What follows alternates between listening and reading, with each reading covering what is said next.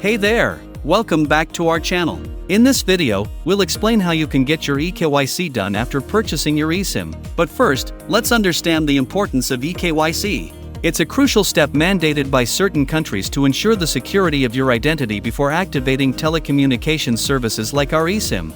If ZetSIM is your choice, you must complete a quick eKYC check. Here's how it works. Step 1. Choose your ID proof. You'll be given two options, an Aadhaar Card or a passport. Step 2. Enter your ID number and upload a scanned copy of the chosen document.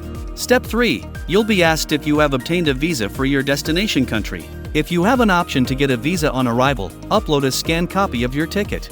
If a visa is required for your destination, simply upload the visa for the concerned destination. Once these steps are completed, your eKYC process will be successful, and you'll be all set to start using ZetSIM. Go SIMless with ZetSIM. Switch today. Don't forget to like, share, and subscribe to Zetexa Global.